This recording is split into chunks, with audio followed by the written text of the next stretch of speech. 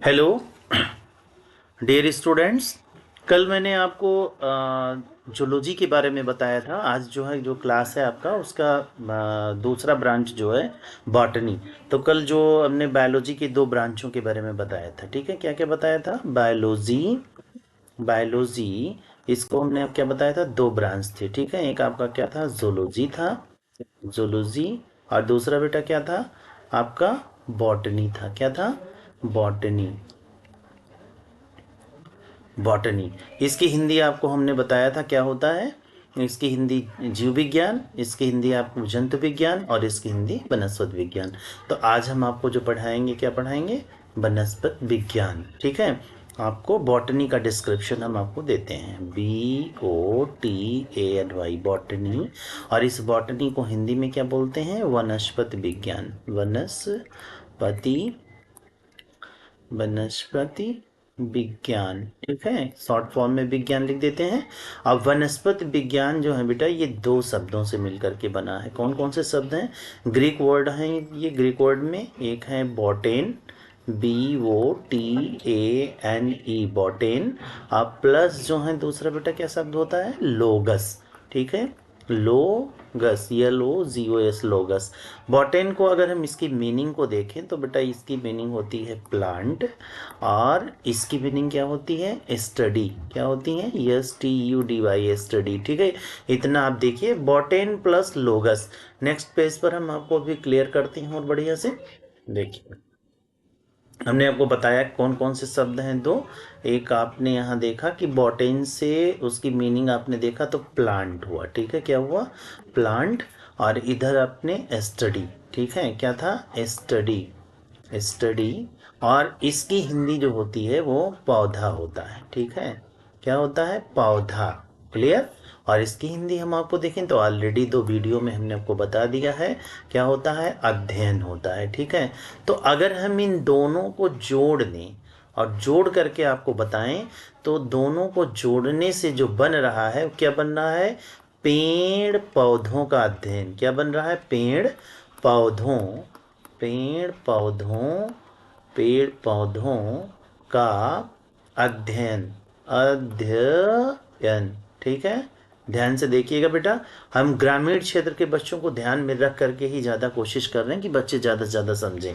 तो इसकी अगर हम हिंदी देखें, ग्रामीण शहरी दोनों के लिए अच्छा है। और ग्रामीण के बच्चों के लिए इसलिए क्योंकि उनको काफ़ी शिकायत रहती है कि सर थोड़ा समझ में कम आता है। तो ये देखिए, स्टडी ऑफ, क्या होगा? स्टडी ऑफ प्लांट्स, ठीक है। स्टडी ऑफ प्लांट्स, ठीक है। अब हम अगर इसका अर्थ निकालें तो पेड़ पौधों का अध्ययन या स्टडी ऑफ प्लांट्स, प्लांट्स की स्टडी जिस साइंस के अंतर्गत करते हैं उसे हम क्या बोलते हैं? जीव विज्ञान का जो है वो ब्रांच होता है जिसको हम बॉटनी बोलते हैं, ठीक है, वनस्पति विज्ञान। तो अगर हम डिफिनीशन की बात करें तो डिफिनीशन आपको नेक्स्ट पेज में हम डिफिनीशन बता रहे हैं। देखिए डिफिनीशन क्या बनेगा, डिफिनीशन। और डिफिनीशन की हिंदी होती है बेटा परिभाषा। किसी भी चीज़ को जानने के लिए उसका परिभाषा जानना बहुत ज़रूरी होता है कि क्या है। तो परिभाषा देखिए कितना अच्छा आपको मैं बता रहा हूँ, इतना सिंपल भाषा में। क्या है? क्योंकि ये बायोलॉजी की ब्रांच है तो आप बताएंगे कि जीव विज्ञान, जीव विज्ञान, जीव विज्ञान की, जीव विज्ञान की वह शाखा, जीव विज्ञान की वह शाखा, वह शाखा जिसके अंतर्गत, ठीक है, अंतर्गत का मतलब अंदर, जिसके अंतर्गत, जिसके अंतर्गत, जिसके अंतर्गत पेड़ पौधों, पेड़ पौधों, पेड़ पौधों का अध्ययन, पेड़ पौधों का अध्ययन, पेड़ पौधों का अध्ययन किया जाता है, पेड़ पौधों का अध्ययन किया जाता है, किया जाता है, वनस्पति विज्ञान कहते हैं। क्या कहते हैं? वनस्पति विज्ञान, ठीक है बेटा। कितना सिंपल डिफिनीशन है। क्या डिफिनीशन है आपका? एकदम आप अगर समझें तो आपको कोई कंफ्यूजन नहीं होगा। क्या होगा? वनस्पति विज्ञान कहते हैं, ठीक है। वनस्पति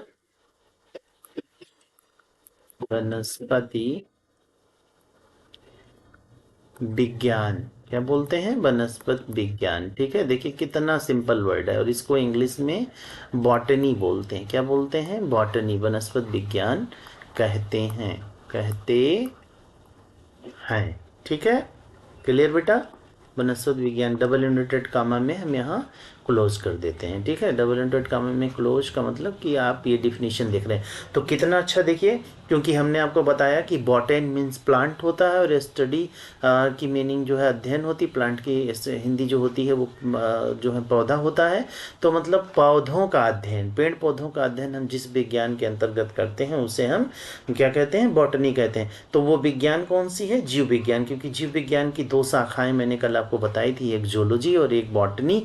तो बॉटनी की वह शाखा जिसके अंतर्गत, सॉरी जो है बायोलॉजी की वह शाखा जिसके अंतर्गत हम पेड़ पौधों का अध्ययन करते हैं उसे हम क्या कहते हैं, बॉटनी कहते हैं। बड़ा इंपॉर्टेंट। अब यहाँ एक पॉइंट हम आपको समझाने की कोशिश करेंगे, जो नेक्स्ट पॉइंट है, जो कि मतलब कई कंपटीशन में बहुत पूछा जाता है, उसको भी आपको जानना ज़रूरी है। कंपटीशन का मतलब कि कोई भी कंपटीशन होता है तो वहाँ पे ये सवाल उठाए जाते हैं, तो नोट करके हम आपको यहाँ पे बता रहे हैं। देखिए नोट, ठीक है, ये देखिए इसमें बड़ा इंपॉर्टेंट पॉइंट्स हैं, इसको आप समझिए और जानिए। क्या इंपॉर्टेंट है, ये पूछा जाता है कि बॉटनी जो है, बॉटनी, बॉटनी शब्द की उत्पत्ति, ठीक है, उत्पत्ति का मतलब ओरिजिन, ओरिजिन जो होता है, ये खूब क्वेश्चन उठाया जाता है। उत्पत्ति, उत्पत्ति, उत्पत्ति जो है ये किस शब्द से होती है, तो बेटा ये शब्द जो है बड़ा इंपॉर्टेंट है। उस शब्द का नाम हम आपको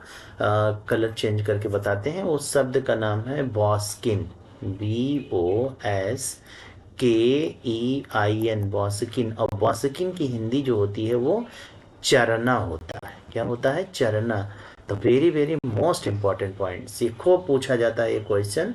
इस क्वेश्चन को मैं अंडरलाइन कर दे रहा हूँ, आप इसको देखिएगा कभी भी, ये यूं तरीके से, ठीक है। तो ये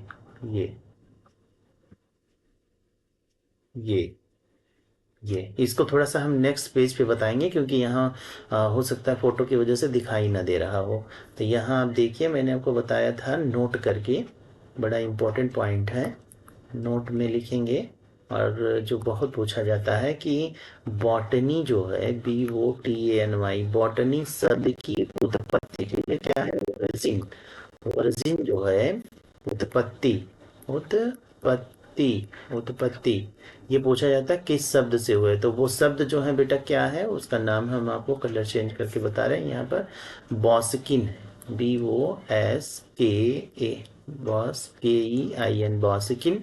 और इसकी हिंदी जो है क्या होता है, चरना होता है, चरना। ठीक है, बड़ा इंपॉर्टेंट।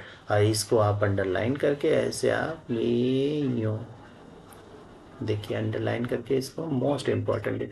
ये कई बार ये क्वेश्चन पूछा गया है, हमारे एक कंपटीशन में भी TGT में कि PGT में पूछा गया था, इसलिए मैं आपको बता रहा हूँ। मोस्ट इम्पॉर्टेंट क्या है, मोस्ट इम्पॉर्टेंट क्वेश्चन है।